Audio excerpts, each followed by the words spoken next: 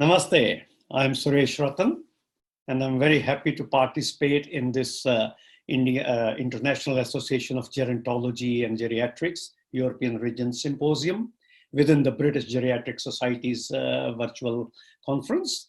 I will be talking for about 10-11 minutes on the mechanisms of hormesis. This term hormesis is the one which I introduced yesterday in my longer talk on aging, an overview of the aging.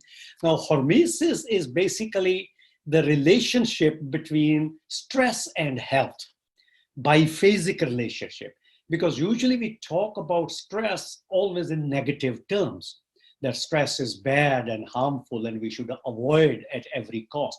But actually, in reality, for the biological systems, stress, a mild and repeated stress, is health beneficial, and there are hundreds of studies showing this phenomena. So this phenomena where low level and repeated stress of choice, for the sake of human being stress of choice, we use the term, but in experimental systems, it's a mild stress, has health beneficial effects.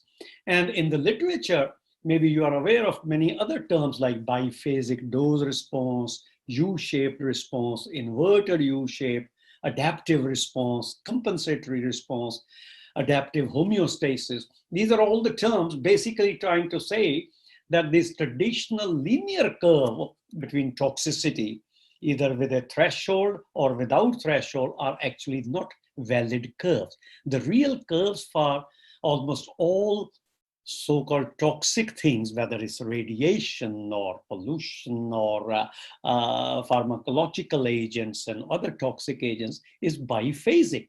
It's very different from homeopathy.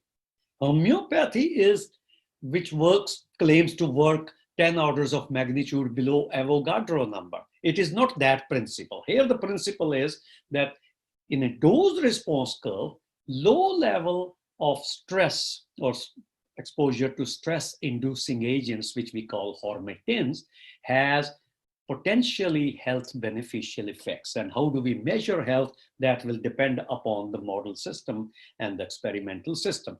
So the terminology has been further refined in the last 15 years or so, that we call either, say, conditioning hormesis, where you first give a low level, which makes the system stronger to tolerate high level of stress later. It's called the preconditioning or adapting dose.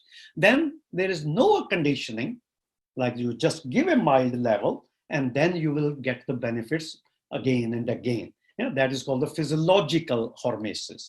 And the third one is post-conditioning, that first you have exposed to severe stress, but then you can follow it up with smaller levels of stress and you get benefits. In the case of aging, which is our main theme for this conference, aging deals mostly with the physiological hormesis, which is no conditioning, but a low level of stress given, which will strengthen homeodynamics and you will get benefits. But in order to go there, that how do we use hormesis and what are its mechanisms? Just a quick reminder of what have we learned about aging. I talked in great detail in my previous lecture that what have we learned about biological aging? What we know is aging happens in every individual who lives beyond the species' essential lifespan. And this period of aging and old age, that's happening due to intrinsic reasons because of the imperfections. It's progressive, it happens more and more. It's impairing, it's generally loss of function or the dysregulation of function, and happens in all individuals. Then the second is evolution allows aging to happen, but it has not made any genes to cause it. So there is no program for aging, although it may look like as if there are clocks and programs and determinants, but no, aging is happening randomly, stochastically, within the framework of the life history of that species or the organism, the way bodies are made. So aging is very heterogeneous. That's the third part, that it happens at a very individualistic level all the way down to the molecules. So there is not one size fits all, even within the same individual, not to talk about the population. So these are the basic three factors about aging, within which then we think hormesis is a very powerful and potentially very successful approach for intervening in the aging process the way we would like to do that. And that is, again, because aging is primarily this shrinkage of the homeodynamic space. Our ability to tolerate stress is reduced during aging period. Our ability to repair and remove any molecular damage is reduced during aging. Our ability to adapt and remodel, that is the concept of homeodynamics and the shrinkage of the homeodynamic. So if we want to intervene in the aging, we need these holistic approaches. And hormesis is a kind of a holistic approach where a low-level repeated exposure to stress is beneficial. And the paradigm for that is physical exercise. Exercise is primarily a stress-inducing activity. When we exercise, what happens? We produce millions of more free radicals. We produce acids. Our cells die. So those kind of interventions require this holistic approach. Hormesis strengthens the homeodynamic space because it is a challenge and we have those survival mechanisms. And what are those survival mechanisms? For hormetins, which are the various agents, physical hormetins, exercise, radiation, hypoxia, mental hormetins, like hypoxia. Basically, just last week, there is a claim from the space research that hypoxia prolongs telomeres, a kind of an anti-aging marker. Or nutritional hormetins. A lot of things in the food which we eat are hormetins. They induce damage. I will give you some examples. In our own labs for the last 25 years or so, we have been working tremendously using the cell culture model of the Hayflick system, the cellular aging and senescence, where we have studied aging, health span, wound healing, differentiation, angiogenesis, tolerance to other stresses. And we have used hormetins or stressors, heat shock, various phytochemicals, fasting of the cells or serum starvation, even stress hormones and nanoparticles.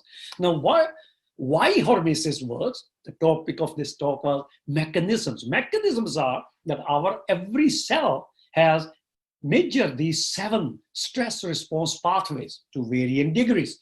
Like if there is oxidative stress, we activate antioxidant response. If we have DNA damage happening, then there's a DNA repair response. If there is nutritional deficiency, there is autophagic response. If there is energy deficiency, there is sirtuin response. Heat shock response for protein denaturation, and inflammatory response when there are infections. And these are 7 major stress responses which are very well studied. Each response, we know what stressors can induce it, what is the initial response, and what is the effector response. So that's a huge area of molecular biology for which I don't have time to go into. But we know a lot about how stresses are interpreted by the cell, first and foremost, in order to counteract the damaging effects. If the stress is too much, like any other stress, then it is harmful. It will kill the cell and the body and everything. But if system can handle the stress through one or more of these pathways, then you get the beneficial effects. And that is the paradigm of the mechanisms of hormesis. Like some major examples in the food research these days. All these things like curcumin in turmeric, or ficetine in apples, or quercetin, or resveratrol. Often in the literature, people use the word antioxidants. None of them is a direct antioxidant. Like curcumin is called as antioxidant because we see antioxidative end result. But curcumin itself induces oxidative damage and activates NRF2 pathways, which will then stimulate hundreds of antioxidant genes. Same thing is about, for example, resveratrol. It works through sirtuin pathways, or quercetin, or this ficetine, which they call now even the senolytic. They are primarily hormetins, but we keep using this traditional word antioxidant, which is actually wrong. These are all hormetins. And there is a huge area of research, both from the commercial side and basic research, where they're searching for new powerful hormetins. And I had written this paper a couple of years ago that if you are interested in making new discoveries of how to discover new hormetins, this is how you have to start. Start with a cell culture of your choice. Start with 1 or 7 simultaneous stress response pathways and how you study their early response, how you study their later response, and then take it to cell type specificity. And that's how you build potential hormetin, which can be then developed into commercial products. And actually cosmetic industry is one of the first one who has used this strategy to develop certain hormetic skincare products. So the mechanism is primarily to induce the damage, low level damage, but repeated exposure. Just like, remember, exercise give a small benefit every time you do it, but the real benefits, biological ones, are holistic. Same thing about spices. Spices are those things, polyphenols, flavonoids. So hormetic pathways and hormetins, in aging research, they are being rapidly and very rapidly being accepted by lots and lots of scientists and even commercial setups to develop new so-called anti-aging products. I don't like to call them anti-aging products because it is not the reversion of aging which we are talking about.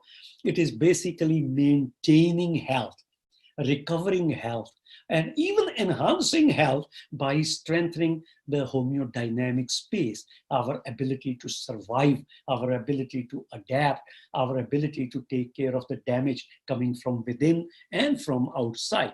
So Hormesis is a biogerontological research area which is now being extended to physiology and even to psychology and social research areas. So Hormesis as aging intervention is very promising. Thank you very much.